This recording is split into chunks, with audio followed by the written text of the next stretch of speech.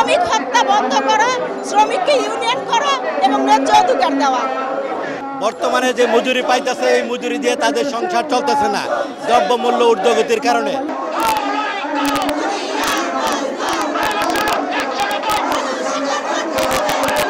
কোনো আইন নেই, কোনো নিয়ম নাই, হাইকোর্টের নীতিমালাটাই আমাদের ফলো করতে হয়, সেইটা মালিকরা খুব একটা বেশি গুরুত্ব দেয় না।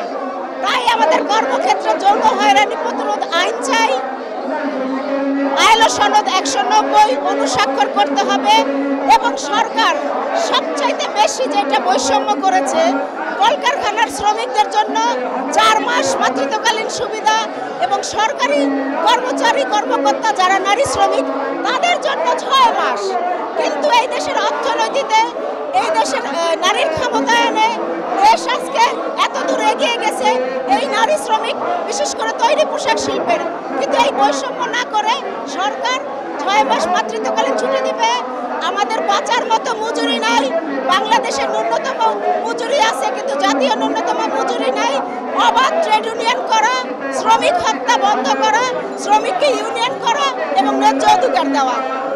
আমাদের দাবি হলো যাতে শ্রমিকরা 8 ঘন্টা কাজ করে তারা জীবনমান উন্নয়নের জন্য যে মজুরি পায় এই মজুরি পায়। তার মানে তাদের 8 ঘন্টা কাজের ভিত্তিতে তাদের মজুরি, এবং বর্তমানে যে মজুরি পাইতেছে এই মজুরি দিয়ে তাদের সংসার চলতেছে না দ্রব্যমূল্য ঊর্ধ্বগতির কারণে। তাই আমরা সরকারে বলতে চাই যে আপনি রেশনিংয়ের ব্যবস্থা করেন। আর ম্যাটারনিটি লিভ গার্মেন্টস সেক্টরে 4 মাস দেওয়া হয়, অথচ সরকারি সেক্টরের কর্মচারীরা আরামসে চেয়ারে বসে ডিউটি করে, তাদের জন্য 6 মাস। তাই আমরা আজকে থেকে যাতে তাদের মাতৃত্বকালীন ছুটি 6 মাস করা হয়। ট্রেড ইউনিয়ন করার অধিকার যাতে শ্রমিকরা পায়, তারা যাতে তাদের অধিকার নিয়ে মালিকের সাথে যৌথ দর কষাকষি করতে হয়।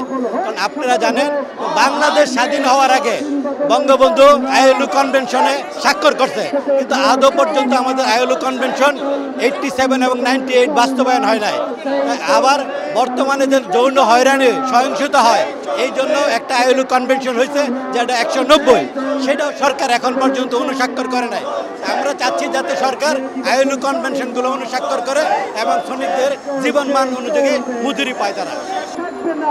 কর্মক্ষেত্রে এখন যেমন নিরাপত্তা নাই শ্রমিকদের, অনিরাপদ কর্মস্থল যেমন রানা প্লাজা, তাজরিন ফ্যাশন, এক্সপেক্টা, এই সমস্ত ফ্যাক্টরি থেকে আমরা জানি যে এখনো কর্মস্থল পুরোপুরি নিরাপদ না। তো আমাদের দাবি হলো কর্মস্থল যেন পুরোপুরি নিরাপদ থাকে, শ্রমিক সেখানে নিরাপদ থাকে, নিরাপদে কাজ করবে এবং বাঁচার মতো মজুরি পাবে, কর্মক্ষেত্রে যেন যৌন হয়রানি মুক্ত থাকে।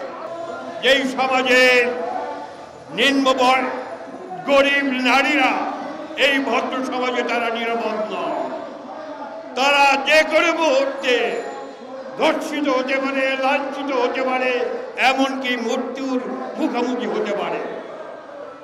গত ফেব্রুয়ারি মাসেই 4টি ঘটনা ঘটেছে। একজন স্বনামখ্যাত পুলিশ কর্মকর্তা, তার বাড়িতে মরুয়ারা বেগম নামে 40 বছরে এক গৃহকর্মী, তাকেও হত্যা করা হয়েছে, তাকে 10 তলা থেকে ফেলে দেওয়া হয়েছে।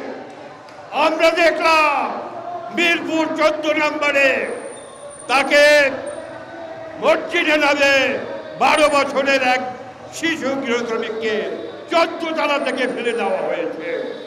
তারপরে ঘটনাটি এই ভদ্র সমাজে ধানমন্ডি এলাকায় ঘটেছে। অর্থাৎ 1 মাসে আমার 4টি গৃহ নারী কর্মী প্রাণ হারিয়েছে। আমি আজকের এই মে দিবসে তাদের সকলের স্মৃতির প্রতি আমার বিনম্র শ্রদ্ধা জানাই। ভাইরাবার, তাই আজকে বলতে চাই এই হত্যার দায় সরকার এড়াতে পারে না।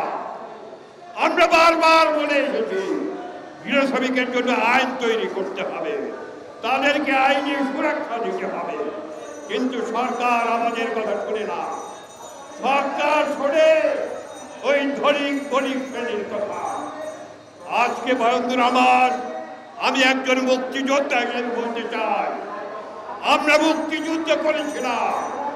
বাংলাদেশকে যদি আমরা পাকিস্তানি হানাদার মুক্ত করতে পারি তাহলে এই বাংলাদেশ হবে সাম্যের বাংলাদেশ, যেটা আমার মুক্তিযুদ্ধের ঘোষণা, যা যাকে বলা হয় প্রোক্লেমেশন অফ ইন্ডিপেন্ডেন্স, সেখানে বলা হয়েছে বাংলাদেশ স্বাধীন হলে বাংলাদেশ হবে সামনের বাংলাদেশ।